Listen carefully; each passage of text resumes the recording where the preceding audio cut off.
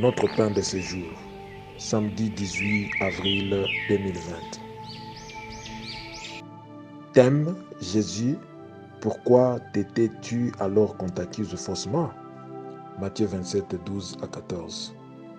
Mais il ne répondit rien aux accusations des souverains sacrificateurs et des anciens. Alors Pilate lui dit: N'attends-tu pas de combien de choses il t'accuse? Et Jésus ne lui donna des réponses sur aucune parole, ce qui étonna beaucoup les gouverneurs. Bien-aimés dans le Seigneur, je désire vous encourager dans la vie, parfois à garder silence, comme notre Seigneur vient de nous le montrer, alors qu'il passait des moments assez durs. Pilate avait une ferme conviction en lui que malgré toutes les multiples accusations, Jésus-Christ avait raison. Il savait que les sacrificateurs l'accusaient injustement par jalousie, car même la femme de Pilate avait fait des songes pénibles qui prouvaient que Jésus-Christ était innocent. Elle intervint même en pleine audience pour rappeler son mari qu'il ne devait pas faire souffrir le saint homme de Dieu, Jésus-Christ. Soyons donc de bons conseillers dans la vie des personnes que nous pouvons influencer. Alors, après avoir écouté tous les faux témoins et leurs intoxications, Pilate avait dit publiquement qu'il ne voyait rien de mal, rien du tout contre Jésus-Christ. Vous devez savoir, bien-aimés, les hommes intègres peuvent facilement reconnaître votre intégrité. Mais les méchants ne pourront jamais reconnaître votre intégrité car leurs cœurs sont méchants. Exiger qu'un méchant reconnaisse votre intégrité, c'est attendre qu'un illettré puisse vous donner la formule chimique d'un médicament qu'il boit. Pilate voulait donc que Jésus lui-même puisse se justifier devant les accusateurs. Mais Jésus ne donna à Pilate aucune réponse devant ces sacrificateurs qui l'accusaient injustement. Car un homme qui te hait n'acceptera aucune de tes justifications. C'est pourquoi il est parfois important de se taire et de prier. Cherchez l'Éternel, gardez silence et l'Éternel combattra pour vous. C'est parfois la meilleure des solutions dans la vie.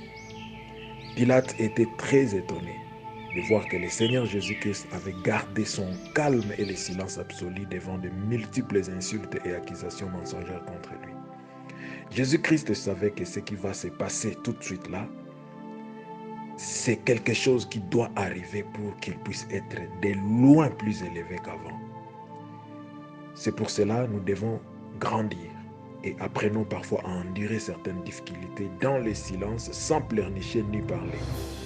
Nous ressemblerons ainsi à notre Seigneur qui s'était tué comme une brebis qu'on amène à la boucherie, car derrière ce silence, il y avait une grande puissance de résurrection et d'obtention du nom qui est au-dessus de tous les noms. Savez-vous que c'est après ces silences et après ces souffrances, après cette trahison, que la phrase qui dit « Afin qu'au nom de Jésus-Christ, tous genoux fléchissent dans le ciel et sur la terre » était écrite? Donc cette phrase de Philippiens 4, 8 à 9 était écrite après que Jésus-Christ ait accepté d'endurer les choses sans pleurnicher, d'endurer la peine. Et c'est ça le mystère, l'œuvre de la croix. Il a accepté de souffrir afin que nous soyons sauvés, mais en dehors du fait de nous sauver, afin qu'il puisse aussi avoir les noms le plus élevés, les noms devant lesquels tout genou fléchit. Apprenons à endurer dans la soumission, dans l'obéissance. Même quand tu as mal, tu peux crier, ce n'est pas grave. Tu peux crier, Eloi, Eloi, lama sabachthani. Oui, tu peux crier, mais tu restes soumis à l'Éternel, soumis au Père. C'est la volonté de Dieu. Car la maîtrise de soi libère le pouvoir d'un grand nom en votre faveur. Bonne fête de Pâques. C'était les messages du bishop Baudouin Moulolo Upako, visionnaire de la Sainte Montagne. Vous pouvez lire l'intégralité du message dans notre page Facebook Sainte Montagne, notre site web www.saintemontagne.fr et dans notre chaîne YouTube RTCM International. Ne manquez pas de vous abonner et de partager aux autres pour gagner les âmes à Christ. Que Dieu vous bénisse.